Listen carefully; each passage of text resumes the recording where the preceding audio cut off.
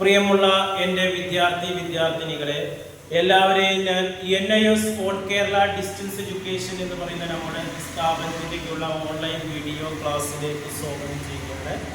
ഇന്ന് ഞാൻ നിങ്ങൾക്ക് മുമ്പിൽ പ്രസന്റ് ചെയ്യുന്നത് NISന്റെ പ്ലസ് ടുവിൻ്റെ data entry operation code number 336ന്റെ ന്യൂ സിലബസ് അനുസരിച്ചുള്ള ചാപ്റ്റർ 1ന്റെ രണ്ടാമത്തെ പാർട്ട് വീഡിയോസ് ആണ് നിങ്ങളുടെ മുമ്പിൽ അവതരിപ്പിക്കുന്നത്. ബേസിക് ഓഫ് കമ്പ്യൂട്ടർ എന്നാണ് ചാപ്റ്ററിന്റെ പേര്. ആദ്യമായിട്ട് എൻ്റെ വീഡിയോ കേൾക്കുന്ന എല്ലാവരും ലൈക്ക് ചെയ്യുക, ഷെയർ ചെയ്യുക, കമൻറ്റ് ചെയ്യുക, സബ്സ്ക്രൈബ് ചെയ്യുക. നമുക്കറിയാം 2024 അതിനുശേഷമുള്ള ബാച്ചിലും എക്സാം എഴുതുന്നവർ ഇനി പുതിയ സിലബസ് അനുസരിച്ചും പുതിയ ക്വസ്റ്റ്യൻ പേപ്പർ അനുസരിച്ചാണ് ഫോളോ ചെയ്യുന്നത്. ഓൾറെഡി 2023 വരെ അഡ്മിഷൻ എടുത്ത വിദ്യാർത്ഥികൾ വൊക്കേഷണൽ വിഷയങ്ങൾ ഒഴികെയുള്ള എല്ലാ വിഷയങ്ങൾക്കും 2023 വരെ അഡ്മിഷൻ എടുത്തവർ പഴയ സിലബസ് തന്നെ ഫോളോ ചെയ്താൽ മതി. അതുകൊണ്ട് തന്നെ നമ്മുടെ സിലബസിന്റെ 60% മാത്രമേ പബ്ലിക് എക്സാമിനേഷന് വരുള്ളൂ. അതിൽപ്പെട്ട ചാപ്റ്ററാണ് ഫസ്റ്റ് ചാപ്റ്റർ. വലിയ ചാപ്റ്റർ ആയതുകൊണ്ട് ഇതിന്റെ ഫസ്റ്റ് പാർട്ട് വീഡിയോസ് നമ്മൾ കഴിഞ്ഞ വീഡിയോയിൽ അവതരിപ്പിച്ച് രണ്ടാമത്തെ പാർട്ടാണ്. ഇതേ ക്ലാസ് തന്നെ നിങ്ങൾക്ക് 632 ഡാറ്റ എൻട്രിക്കും 631 കമ്പ്യൂട്ടർ ആൻഡ് ഓഫീസ് ആപ്ലിക്കേഷൻ, SSLCയുടെ 608 ബേസിക് കമ്പ്യൂട്ടിങ്, 229 ഡാറ്റ എൻട്രി, ഇതിനൊക്കെ നമുക്ക് ഈ ചാപ്റ്റർ ഈ ക്ലാസ്സുകൾ ഉപകാരപ്രദമാകും. പരീക്ഷകൾ ക്വസ്റ്റ്യൻസ് ഇംഗ്ലീഷിലാണ് വരുന്നത്. ആൻസർ നിങ്ങൾക്ക് ഇംഗ്ലീഷിലോ അല്ലെങ്കിൽ മലയാളത്തിലോ എഴുതാം. പരമാവധി ഓരോ മാർക്കിന്റെയും അര മാർക്കിന്റെയും ഇംഗ്ലീഷിൽ തന്നെ എഴുതാൻ നോക്കുക. 2 മാർക്കിന്റെയും 3 മാർക്കിന്റെയും 4 മാർക്കിന്റെയും ഇഷ്ടമുള്ള ഭാഷ സെലക്ട് ചെയ്യാം. ക്വസ്റ്റ്യൻ മനസ്സിലാകാൻ വേണ്ടിയിട്ടാണ് ഞാൻ ബോർഡിലെ ക്വസ്റ്റ്യൻ ഇംഗ്ലീഷിൽ എഴുതി അതിന്റെ അർത്ഥം മലയാളത്തിൽ പറയും. അതിന്റെ ഗൈഡ് നമ്മുടെ കയ്യിലുണ്ട്. ആവശ്യമുള്ളവർ കോൺടാക്ട് ചെയ്ത ഗൈഡ് വീട്ടിലേക്ക് അയച്ചു. കഴിഞ്ഞ ക്ലാസ്സിൽ നമ്മൾ കമ്പ്യൂട്ടറും അതിന്റെ വിവിധ തരത്തിലുള്ള ഫങ്ഷൻസും ഓപ്പറേഷനും ഇൻപുട്ട് ഔട്ട്പുട്ട് ഡിവൈസസും മെമ്മറിയെ കുറിച്ചിട്ടൊക്കെയാണ് പഠിച്ചത്. ഇന്നത്തെ ക്ലാസ് നമ്മൾ സോഫ്റ്റ്വെയർ എന്താണെന്നാണ്. വാട്ട് ഈസ് സോഫ്റ്റ്വെയർ, എന്താണ് software, explain different types. Software എന്താണെന്നുള്ളത് ഇപ്പൊ മനുഷ്യനെ സംബന്ധിച്ചിടത്തോളം മനുഷ്യന് ഒറ്റയ്ക്ക് പ്രവർത്തിക്കാൻ കഴിയില്ല, അല്ലേ?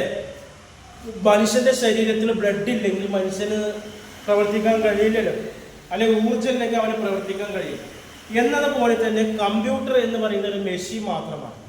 അതിന് സ്വന്തമായി ചിന്തിക്കാനോ പ്രവർത്തിക്കാനോ സാധ്യമല്ല. നമ്മൾ നൽകുന്ന നിർദ്ദേശങ്ങൾക്കനുസരിച്ചാണ് കമ്പ്യൂട്ടറുകൾ പ്രവർത്തിക്കുന്നത്. എ സെറ്റ് ഓഫ് ഇൻസ്ട്രക്ഷൻസ് വേണം എന്നുള്ളതാണ്. ഈ നിർദ്ദേശങ്ങൾക്കാണ് നമ്മൾ നൽകുന്ന കമ്പ്യൂട്ടറിന്റെ പ്രവർത്തനത്തിൽ നൽകുന്ന നിർദ്ദേശങ്ങളാണ് പ്രോഗ്രാം എന്ന് പറയുന്നത്. ഒരു പ്രശ്നം പരിഹരിക്കാനായി നൽകുന്ന ഒരു കൂട്ടം നിർദ്ദേശങ്ങളാണ് സോഫ്റ്റ്വെയർ എന്ന പേരിൽ അറിയപ്പെടുന്നത്.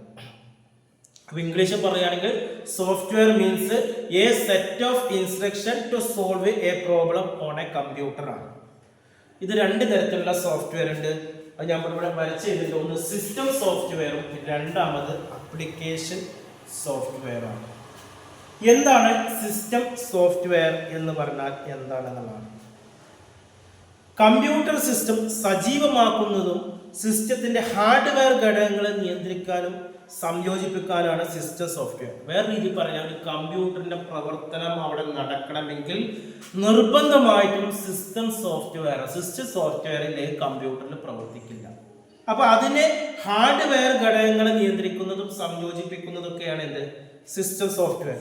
അതിനെ തന്നെ 2ആയി ഡിവൈഡ് ചെയ്തിട്ട് ഓപ്പറേറ്റിംഗ് സിസ്റ്റംസും യൂട്ടിലിറ്റീസും ആണ്. അപ്പൊ ഇങ്ങനെ 2ആയി തരംതിരിച്ചു. ഇനി രണ്ടാമത് തന്നെ ആപ്ലിക്കേഷൻ സോഫ്റ്റ്വെയർ എന്ന് പറഞ്ഞാൽ എന്താണെന്നാണ്. ഒരു പ്രത്യേക പ്രശ്നം പരിഹരിക്കുന്നത് അല്ലെങ്കിൽ ഒരു നിർദ്ദിഷ്ട ജോലി രൂപകൽപ്പന ചെയ്യുന്നതിന് ഒന്നും അതിലധികമോ പ്രോഗ്രാമുകളുടെ കൂട്ടാണ് ആപ്ലിക്കേഷൻ. എന്തെങ്കിലും പ്രത്യേക വർക്ക് ചെയ്യാൻ ഒരു കുട്ടികളുടെ ക്ലാസ്സിൽ അറ്റൻഡൻസ് ഷീറ്റ് ഉണ്ടാക്കണമെങ്കിൽ നമ്മൾ എക്സലിൽ അത് ചെയ്യുന്നുണ്ട്.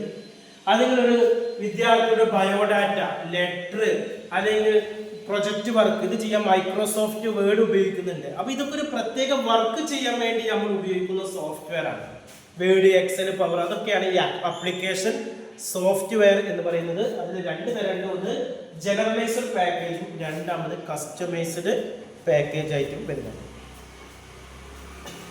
ഇനി അടുത്ത ചോദ്യമാണ് വാട്ട് ഈസ് കമ്പ്യൂട്ടർ ലാംഗ്വേജ്. എന്താണ് കമ്പ്യൂട്ടർ ലാംഗ്വേജ് എന്നാണ്. ആശയവിനിമയത്തിന് ഭാഷ ഉപയോഗിക്കുന്നത് മനുഷ്യർ തമ്മിൽ സംസാരിക്കുന്നത് പലതരം ഭാഷയാണ്. അതുപോലെ തന്നെ കമ്പ്യൂട്ടറുമായി ആശയവിനിമയം നടത്തുന്നതിന് ഒരു ലാംഗ്വേജ് വേണം. ഈ ഭാഷ കമ്പ്യൂട്ടറിനും ഉപയോഗിക്കുന്ന ആളുകൾക്കും മനസ്സിലാകുന്ന രീതിയിലുള്ള ഭാഷ വേണമെന്നതാണ്. മലയാള ഭാഷക്കും ഇംഗ്ലീഷ് ഭാഷക്കും ഗ്രാമർ നിയമങ്ങൾ ഉള്ളതുപോലെ തന്നെ കമ്പ്യൂട്ടർ ഭാഷക്കും ചില നിയമങ്ങളുണ്ട്. നമ്മൾ സംസാരിക്കുന്ന സമയത്തോ എഴുതുന്ന സമയത്തോ എന്തെങ്കിലും ടൈപ്പ് ചെയ്ത് അയക്കുന്ന സമയത്തോ അവിടെ ചില നിയമങ്ങളും ഗ്രാമറുകളൊക്കെ പാലിക്കണം. അത് മനുഷ്യർ തമ്മിൽ ചെയ്യുന്ന കാര്യം. ഇതേപോലെ തന്നെ കമ്പ്യൂട്ടറുമായിട്ട് ആശയവിനിമയം നിർമ്മിക്കുമ്പോഴും അവിടെ ഗ്രാമർ പ്രശ്നം നോക്കും. അതിനെയാണ് സിൻടാക്സ് എന്ന് പറയുന്നത്. ഇനി അടുത്ത ചോദ്യമാണ്, what is computer programming language? എന്താണ് കമ്പ്യൂട്ടർ പ്രോഗ്രാമിംഗ് ലാംഗ്വേജ്? ഒരു കമ്പ്യൂട്ടർ അതിൻ്റെ നിർദ്ദിഷ്ട ചുമതലകൾ നിർവഹിക്കുന്നതിന് നിർദ്ദേശിക്കപ്പെട്ടിരിക്കുന്ന വ്യാകരണവും ഗണിതശാസ്ത്ര നിയമങ്ങളും ഉൾക്കൊള്ളുന്നതാണ് എന്ന് പറയുന്നത് കമ്പ്യൂട്ടർ പ്രോഗ്രാമിംഗ് ലാംഗ്വേജ്. നാലാമത്തെ ചോദ്യം, explain various type of computer language. ഏതൊക്കെയാണ് വിവിധ തരത്തിലുള്ള കമ്പ്യൂട്ടർ ലാംഗ്വേജ് എന്ന് പറയുന്നത്? അതിൽ ഒന്നാമത്തെ ലോ ലെവൽ, രണ്ട് ഹൈ ലെവൽ. ലോ ലെവൽ എന്ന് പറഞ്ഞാൽ ഒരു കമ്പ്യൂട്ടറിന് നേരിട്ട് മനസ്സിലാകുന്ന ഭാഷയാണ് ലോ ലെവൽ. അതിൽ മെഷീൻ ലാംഗ്വേജ് വരുന്നുണ്ട്, അസംബ്ലി ലാംഗ്വേജ് വരുന്നുണ്ട്. മെഷീൻ ലാംഗ്വേജ് എന്ന് പറഞ്ഞാൽ ഏറ്റവും താഴ്ന്ന നിലയിലുള്ള പ്രോഗ്രാമിംഗ് ലാംഗ്വേജ് ആണ്. കമ്പ്യൂട്ടറിന് മനസ്സിലാകുന്ന ഒരേ ഒരു ഭാഷയാണ് മെഷീൻ ലാംഗ്വേജ്. കമ്പ്യൂട്ടറുകളിൽ സാധാരണയായി ബൈനറി രീതിയിലാണ് 0, 1 ഈ ലെറ്റർ കോഡ് മാത്രം ഉപയോഗിച്ചിട്ടാണ് ഈ മെഷീൻ ലാംഗ്വേജ് അളക്കുന്നത്. എന്നാൽ അസംബ്ലി ലാംഗ്വേജ് അങ്ങനെയല്ല. ലോ ലെവലിൽപ്പെട്ട അടുത്ത ലാംഗ്വേജാണ് അസംബ്ലി. കമ്പ്യൂട്ടർ പ്രോഗ്രാമുകൾ എഴുതാൻ ഉതകുന്ന താഴ്ന്ന രീതിയിലുള്ള ഭാഷയാണ്. ഇതിനുവേണ്ടി ഇംഗ്ലീഷ് അക്ഷരങ്ങളാണ്, ആൽഫബറ്റിക്കൽ അക്ഷരങ്ങളാണ് ഉപയോഗിക്കുന്നത്. ADD, DIV ഇങ്ങനെയൊക്കെയാണ് നമ്മൾ ഉപയോഗിക്കുന്നത്. അപ്പൊ ഈ കോഡുകളെ നെമോണിക്കുകൾ എന്നാണ് പറയുന്നത്. പിന്നെ ഹൈ ലെവൽ ലാംഗ്വേജ്, രണ്ടാമത്തെ കമ്പ്യൂട്ടർ ലാംഗ്വേജ് ഹൈ ലെവൽ എന്നാണ് ഉന്നത ഭാഷ എന്ന് പറയും. ഇംഗ്ലീഷ് ഭാഷയെ അടിസ്ഥാനമായിട്ടുള്ളതും ലളിതമായ ഭാഷയാണ് ഉന്നത ഭാഷ. കമ്പ്യൂട്ടർ പ്രോഗ്രാമിംഗ് ലളിതമായി പ്രോഗ്രാം തയ്യാറാക്കുന്നതിന് സഹായിക്കുന്നുണ്ട്. അതിൽ പ്രധാനപ്പെട്ട ഹൈ ലെവൽ ലാംഗ്വേജ് ആണ് ബേസിക്, കോബോൾ, ഫോർട്രാൻ, C++ ഒക്കെ വരും. അതിൽ ഫസ്റ്റ് വണ്ണാണ് ബേസിക് എന്ന് പറയുന്നത്. ഹൈ ലെവലിൽ ഏറ്റവും ലളിതവും തുടക്കക്കാർക്ക് മനസ്സിലാക്കാൻ പറ്റിയ പ്രോഗ്രാമിംഗ് ലാംഗ്വേജ് ആണ് ബേസിക്. പിന്നെ വരുന്ന COBOL, common business oriented language ആണ്. കോബോൾ എന്ന് പറഞ്ഞാൽ ബിസിനസ് ആപ്ലിക്കേഷനുമായി കൈകാര്യം ചെയ്യുന്ന ആളുകളുണ്ടാവും. അവർ ഉപയോഗിക്കുന്ന ഉന്നത തരത്തിലുള്ള ലാംഗ്വേജ് ആണ് കോബോൾ, വാണിജ്യ രംഗത്തൊക്കെ ഉപയോഗിക്കുന്ന ഭാഷ. പിന്നെ ഫോർട്രാൻ ആണ്, ഫോർമുല ട്രാൻസ്ലേഷൻ. ഇത് സാധാരണ ശാസ്ത്രജ്ഞന്മാരൊക്കെ ശാസ്ത്രീയ പ്രശ്നങ്ങളൊക്കെ പരിഹരിക്കാൻ വേണ്ടിയിട്ടാണ് ഫോർട്രാൻ, സയൻസ് മേഖലയിലേക്കാണ് ഇത് ഉപയോഗിക്കുക. പിന്നെ C language, scientific application, commercial application, development, game develop ചെയ്യാനൊക്കെയാണ് നമ്മൾ എന്ത് ചെയ്യുക, C ലാംഗ്വേജ് ഉപയോഗിക്കുക. അതേപോലെ തന്നെ C++ ഒരു ഒബ്ജക്റ്റ് ഓറിയന്റഡ് പ്രോഗ്രാമിംഗ് ലാംഗ്വേജ് ആണ് C++. മറ്റു ഉന്നത ഭാഷകളിൽ വളരെ ക്ലേശപൂർവ്വം ചെയ്യുന്ന പല പ്രോഗ്രാമുകളും C++ൽ വളരെ എളുപ്പമായിട്ട് ചെയ്യുന്നുണ്ട് എന്നുള്ളതാണ് പറയുന്നത്. ലാസ്റ്റ് ചോദ്യമാണ്, what is compiler and assembler? എന്താണ് കമ്പൈലറും അസംബ്ലറും? കമ്പ്യൂട്ടറിന് യന്ത്രഭാഷ മാത്രമേ കൈകാര്യം ചെയ്യാൻ സാധിക്കുള്ളൂ. അതിനാൽ ഉന്നത ഭാഷകളെ യന്ത്രഭാഷയിലേക്ക് തർജ്ജമ ചെയ്യുകയാണ് ചെയ്തത്. ഇങ്ങനെ തർജ്ജമ ചെയ്യുന്ന സംവിധാനമാണ് കമ്പൈലർ എന്ന് പറയുന്നത്. യന്ത്രഭാഷയിൽ എഴുതപ്പെട്ട ഒരു പ്രത്യേക പ്രോഗ്രാമാണ് കമ്പൈലർ. ഉന്നത ഭാഷയിലുള്ള ഒരു പ്രോഗ്രാമിനെ സോഴ്സ് പ്രോഗ്രാം എന്ന് പറയുന്നത്. സോഴ്സ് പ്രോഗ്രാമിനെ ഒരു കമ്പൈലർ തർജ്ജമ ചെയ്ത് കൊടുക്കുന്നതാണ് ഒബ്ജക്റ്റ് പ്രോഗ്രാം. ഇനി അടുത്ത അസംബ്ലറാണ്. അസംബ്ലി ലാംഗ്വേജിലുള്ള ഒരു പ്രോഗ്രാമിനെ മെഷീൻ ലാംഗ്വേജിലേക്ക് തർജ്ജമ ചെയ്യുന്നതാണ് എന്ത്, അസംബ്ലർ എന്ന പേരിൽ അറിയപ്പെടുന്നത്. ഇത്രയാണ് നമ്മുടെ ഫസ്റ്റ് ചാപ്റ്ററിൽ വരുന്നത്. ഇനി നമുക്ക് ഇതിൽ 1 വേർഡ് ക്വസ്റ്റ്യൻസ് ഉണ്ട്. അത് നമ്മൾ മൂന്നാമത്തെ വീഡിയോസിൽ അവതരിപ്പിക്കും.